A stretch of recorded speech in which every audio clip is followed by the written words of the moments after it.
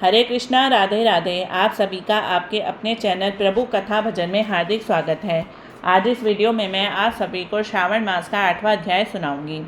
भगवान शंकर बोले, सनत कुमार, अब मैं पाप और ताप को हरने वाले बुध तथा बृहस्पति के व्रत को कहूँगा, जिनको श्रद्धा व प्रेम के साथ करने से प्राणी को उत्तम सिद्धि की प्राप्ति होती है। ब्रह्मा जी ने चंद्रमा को ब्राह्मणों के राज्यासन पर अभिषिक्त किया था। किसी समय चंद्रमा ने श्री बृहस्पति की तारा नामक स्त्री को देखा। वह संपूर्ण लक्षण संपन्न, उमड़ती जवानी युक्त, रमणीय रूप लावण्य से संपन्न थी। चंद्रमा उस रूप की खान अत्यंत सुंदर तारा को देखकर मोहित हो काम के वश में हो गया और अपने घर रखकर चंद्रमा ने अपने बल से गुरु पत्नी का उपभोग किया। बहुत काल बीत जाने पर उसके यहाँ एक पुत्र उत्पन्न हुआ, जिसका नाम बुध रखा, और जो विद्वान, रूपवान और सर्व लक्षणों से युक्त था। बृहस्पति अपनी पत्नी को तलाश करते हुए चंद्रमा के यहाँ पहुँचा और उससे कहा, मेरी पत्नी मुझे वापस लौटा दो। तुमने गुरु पत्नी के साथ कैसे गमन किया? इस पाप से तुम्हारा किस प्रकार छुटकारा होगा? इस महापाप की ओर तुम्हारी बुद्धि किस प्रकार गई? अब तुम चुपचाप मेरी स्त्री को मुझे लौटा दो और स्वयं प्रायश्चित करके पाप से रहित हो जाओ। यदि तुम इसे वापस नहीं लौटाओगे तो मैं इंद्र सभा में जाकर तुम्हारे इस पाप को कहूँगा। बृहस्पति के इस प्रकार कहने पर भी चंद्रमा ने तारा को नहीं लौटाया। तब बृहस्पति देव सभा में गए और वहां जाकर फरियाद की, मेरी पत्नी का चंद्रमा ने अपहरण कर लिया है और वह मांगने पर भी पत्नी को लौटा नहीं रहा है। हे इंद्र, आप देवराज हैं, आप चंद्रमा से कहकर मेरी पत्नी मुझे वापस दिलवा दीजिए, नहीं तो चंद्रमा ने जो पाप किया है वह आपको लगेगा। मेरी इस बात में रत्ती भर भी संशय की गुंजाइश नहीं है, क्योंकि राज्य का पाप शास्त्र के प्रमाण से राजा को भी भोगना पड़ता है। दुर्बल का बल राजा है, ऐसा पुराणों में कहा गया है। इंद्र ने चंद्रमा को बुलवाया और उससे कहा, हे चंद्र, गुरु बृहस्पति की पत्नी वापस लौटा दो। किसी दूसरे की पत्नी के साथ गमन करने को पाप कहते हैं, लेकिन गुरु की पत्नी के साथ गमन करना महापाप होता है। अतः हे चंद्र, तुम गुरु की पत्नी बिना विचारे ही वापस लौटा दो।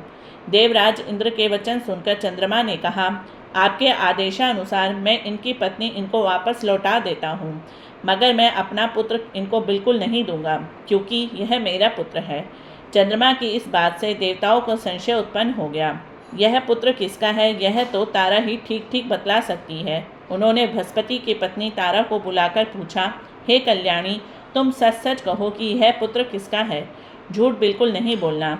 लज्जा से संपन्न तारा ने कहा, यह बालक चंद्रमा का औरस तथा बृहस्पति का क्षेत्रज पुत्र है। अब आप इस जिसको उचित समझें दे दीजिए। तारा की बात सुनकर देवताओं ने बालक बुध चंद्रमा को दे दिया। गुरु को दुखी देखकर देवताओं ने दोनों को वर दिया। चंद्रमा से कहा, हे चंद्र, तुम घर जाओ, यह पुत्र तुम्हारा है। चंद्रमा तथा बृहस्पति पुत्र यह ग्रह होगा। हे सुराचार्य, तुम और भी शुभ वर को ग्रहण करो। जो मेधावी दोनों को मिलकर एक साथ व्रत करेगा, उसे सब सिद्धियों की प्राप्ति होगी। यह बिल्कुल सत्य है और इसमें रत्ती भर भी संशय की गुंजाइश नहीं है।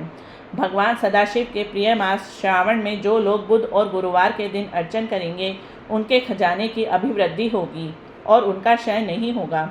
नैवेद्य दही भात से दोनों मूर्तियाँ लिखनी चाहिए। जो मूर्तियों को झूले पर लिखकर अर्चन करता है, वह दीर्घायु तथा संपूर्ण गुणों से युक्त पुत्र प्राप्त करता है।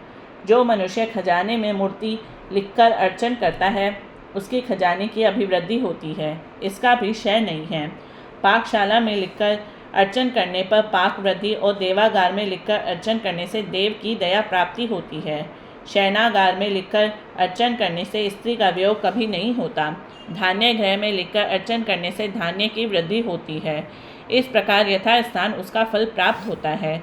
7 वर्ष तक व्रत करके इसका उद्यापन करना चाहिए। पहले दिन अधिवासन करके रात में जागरण करना चाहिए। सोने की मूर्ति बनवाकर विधि पूर्वक उसका अर्चन करना चाहिए। षोडोपचार द्वारा अर्चन करना श्रेष्ठकर है। बाद में हवन करना चाहिए। तिल, घी तथा खीर प्रज्वलित अग्नि में देनी चाहिए। चिंचिड़ा तथा पीपल की समिधाओं से हवन करके पूर्ण आहुति डालनी चाहिए। मामा तथा भांजे को भोजन करवाकर अन्य ब्राह्मणों को भोजन करवाना चाहिए और स्वयं भी भोजन करना चाहिए। इस प्रकार 7 वर्ष तक व्रत करने वाला व्रती अपनी सभी इच्छाओं को पूर्ण कर लेता है। जो विद्या की कामना करता है, उसको विद्या की प्राप्ति हो जाती है। वह वेदों तथा शास्त्रों का मर्म जान लेता है। उसे बुद्ध ज्ञान और गुरु गुरुता प्रदान करते हैं। सनत कुमार ने भगवान सदाशिव से कहा, प्रभु, आपने जो मामा भांजे को भोजन करवाने के लिए कहा, इसका कारण कहिए। भगवान सदाशिव ने कहा, हे सनत कुमार, प्राचीन काल में एक मामा तथा उसका भांजा दोनों दरिद्र थे। वे दोनों एक दिन भोजन के लिए घूमते घूमते एक सुंदर नगर में जा निकले। उन्होंने श्रावण के महीने में उस नगर में प्रत्येक वार का व्रत करते हुए लोगों को देखा, लेकिन बुद्ध तथा गुरु का व्रत करते हुए किसी को नहीं देखा। उन मामा और भांजे ने विचारा कि सभी स्थानों पर सूर्य तथा अन्य वारों का व्रत होते देखा है, परंतु बुद्ध और गुरुवार का व्रत होते कहीं नहीं देखा। क्यों ना हम दोनों इस व्रत को करें? यह अनुष्ठिष्ट व्रत है, इसे हम करेंगे। लेकिन विधि विधान न जानने के कारण वह दोनों संशयापन हो गए। तब उसी रात उन दोनों को स्वप्न में व्रत करने की विधि ज्ञात हो गई। उस विधि के अनुसार दोनों ने व्रत किया तो उनको बड़ी भारी संपत्ति की प्राप्ति हुई और वे दोनों धन कुबेर हो गए। उनका ऐश्वर्य दिनों दिन बढ़ता चला गया। इस तरह पूरे 7 वर्ष तक व्रत करके वे पुत्र और पौत्र आदि से संपन्न हो गए। बुद्ध और गुरु दोनों ने प्रत्यक्ष होकर उनको वर दिया, आप दोनों ने हमारे व्रत का सुविचार किया। आज से जो कोई भी इस व्रत को करेगा तथा मामा तथा भांजे को भोजन कराएगा, वह उत्तम सिद्धियों को प्राप्त करेगा और जब इस संसार से विदा होगा तब तक चंद्रमा और सूर्य हमारे इस लोक में रहेंगे। इति से 8वां अध्याय समाप्तम।